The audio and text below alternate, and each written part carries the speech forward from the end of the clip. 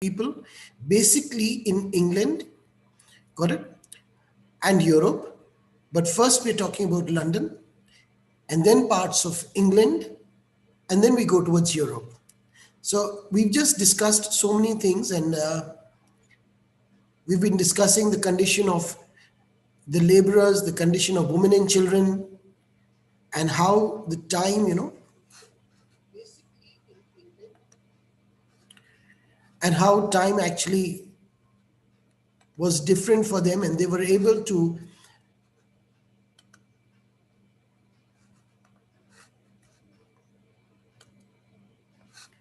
get some compensation. Now, till yesterday, I'd completed about the women and the children and the laborers.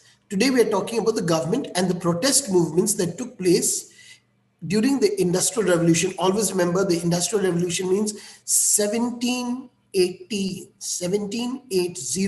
to 1850, that is 70 years.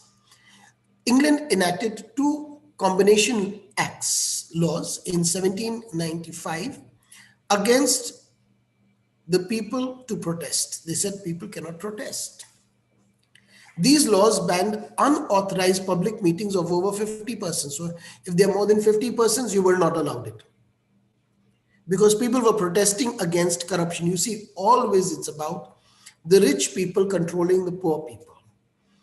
And industry created people who were super rich and created people who were super poor, very poor.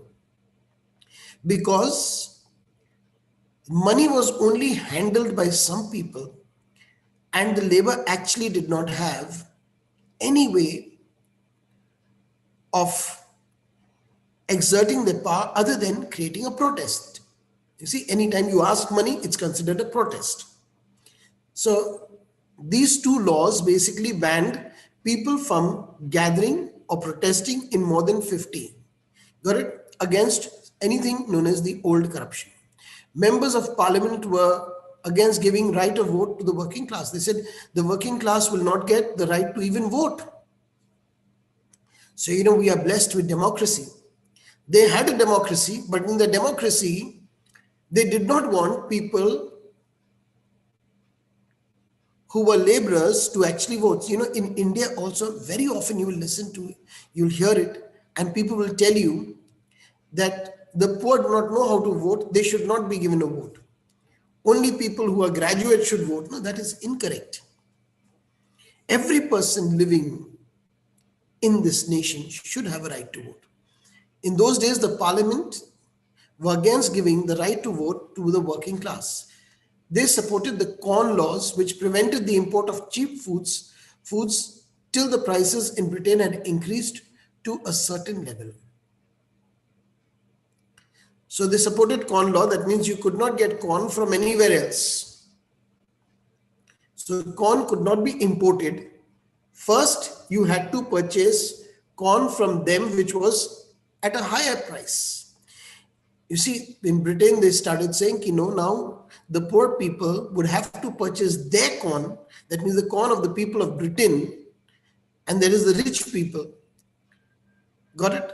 And at a higher price. Whereas if they had purchased it from countries that are, that are close to them. You see, Britain is not like India.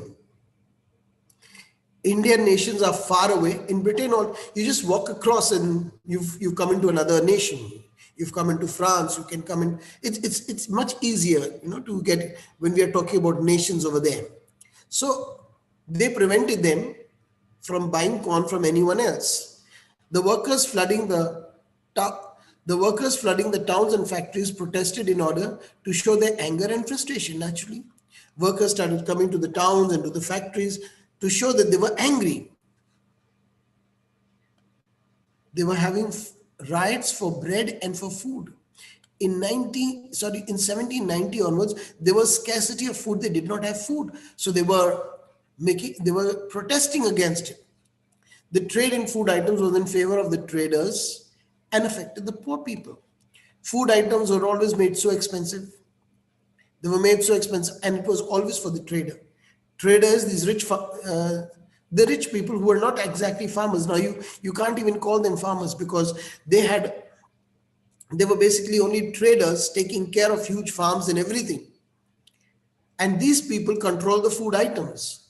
The workers seized stocks of bread and sold it at the correct cost rather than the rate fixed by traders.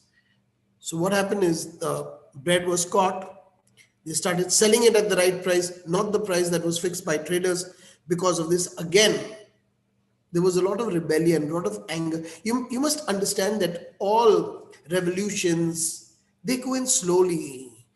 Just like the industrial revolution came in, it came in suddenly. The industrial revolution is not just about using machines, it is about everything that takes place with it.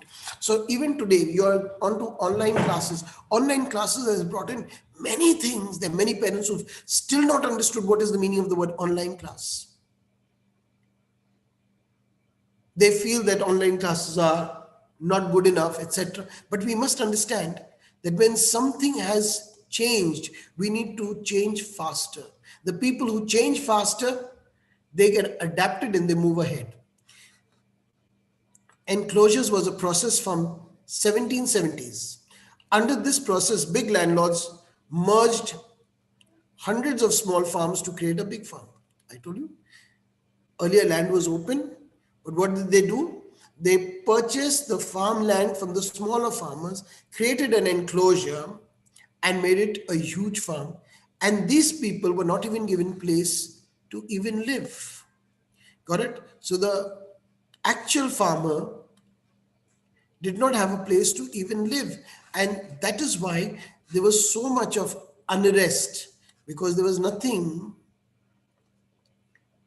for them to survive on.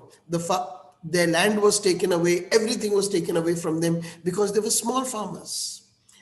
And larger farmers had enough money to buy up everyone's land and just create a situation in which they were the only rulers. Now let us look at, was there an industrial revolution? Actually, do you call it an industrial revolution? Or was it basically a social change that took place? The term industrial revolution was used to describe the changes that occurred in Britain from 1718 to 1820. In fact, it goes on to 1850. All right. So the term industrial revolution, now let us understand what is the meaning of the word industrial revolution. It has been challenged by modern historians. Modern historian says there was no such thing as a industrial revolution. Now, this is a question that will come. Debate on the industrial revolution. These are the points that you need to write. So it was a term used from 1780s to 1820s. They said, the modern historian says there is no word such as industrial revolution. Industrialization was a gradual change in the industry. He says there was no sudden change, it came slowly. So when something comes slowly, we do not call it a revolution. All right. So the first reason that they're telling you that it was not an industrial revolution is because they're saying the industry started slowly. It didn't immediately happen everywhere. So we will not call it a revolution.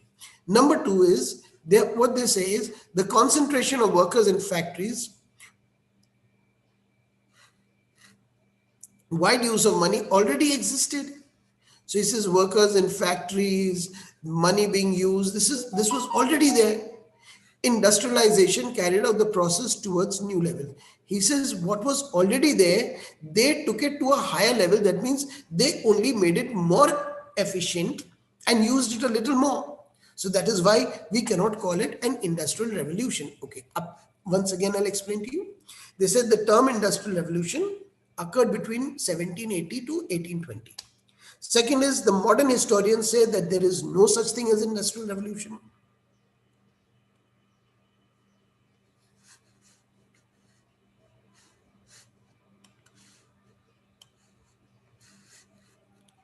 I don't even know what I'm doing right now.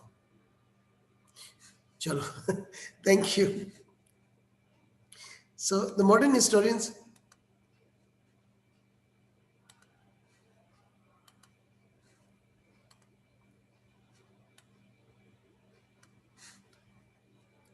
there was no such thing as an industrial revolution. All right. the concentration of workers in factories, everything that was done, he says it was already done earlier. So then why should we say, got it, that there was an industrial revolution? Large area of England land was unaffected. He says there was lot of England that was not at all affected. All right, there was large area of England, there was no revolution over there. So how can we call it an industrial revolution? So our third point is, his first point was gradual. Number two, already there was some kind of industrialization which grew.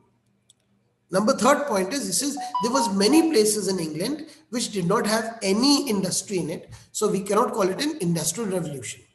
Got it? Because industries were only in 3 or 4 places, that is London, Manchester, Birmingham and Newcastle. The remarkable growth of the cotton textile industry was based on non-British raw material and sales abroad and no metallic money. So he says, again, the cotton industry came in because of the non-British material, that means from India, from other places which they got this raw material.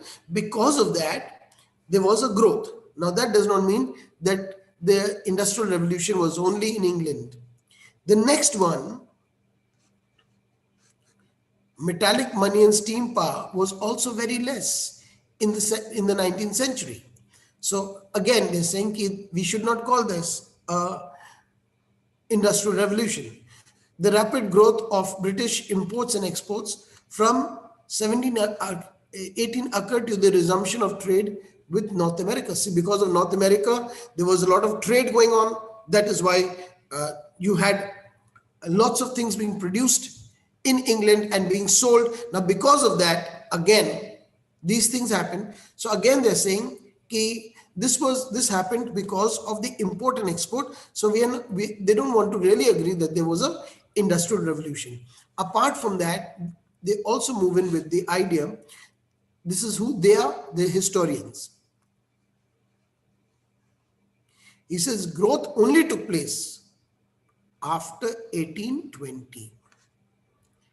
And of course, everyone says that the industrial revolution took place from 1780 to 1850. So they say from 1780 to 1820, there was no revolution. If there was a revolution, it took place only after 1820. The French Revolution and Napoleon. So there was a French Revolution, there was the Napoleon Wars, okay? Industries and factories decay. He says this happened much later, after 1793. So he says if there was an industrial revolution, it took place, it may have taken place much later, after 1793 and not 1780. Now when we talk about industrialization, after 5 minutes, when we talk about industrialization, we are also talking about its close relation with the investment of capital. Got it? Building infrastructure, etc. Got it? Installing new machines.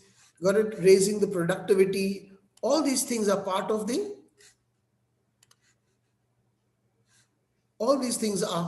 part of industrialization. He said all this happened only after 1820.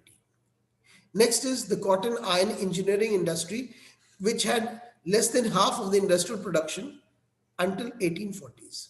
So they're saying there was no such thing as the first industrial revolution, because everything happened after the 1820s, and the historians are claiming, the older historians are claiming, that the industrial revolution started in 1780.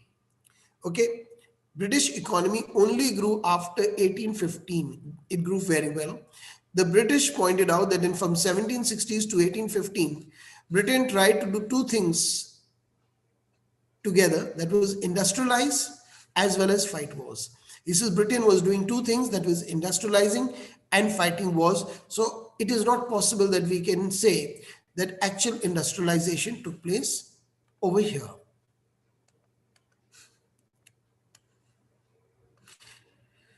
In fact, England was always borrowing capital for its investments because it did not have money. It did not have money.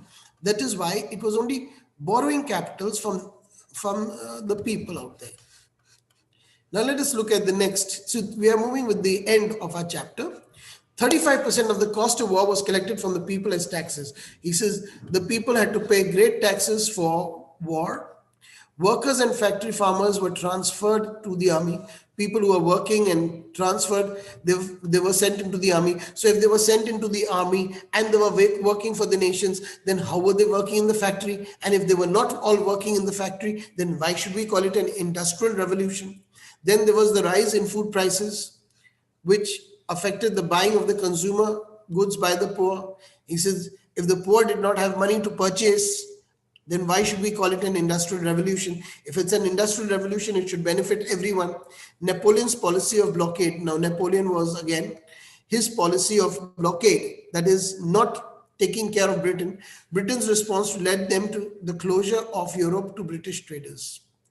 So he said that the British people cannot sell things in Europe. That is what Napoleon, he was from France, and he said that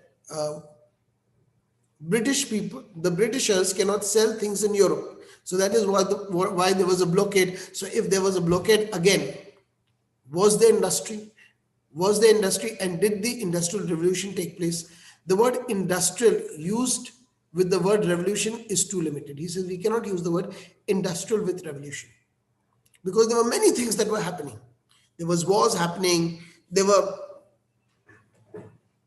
people leaving their lands, etc. So why should we call it an industrial revolution? They would prefer it to be called a social revolution, anything else, but not an industrial revolution. The transformation extended beyond economics or industry. He says it was not only economics and industry, it was something else.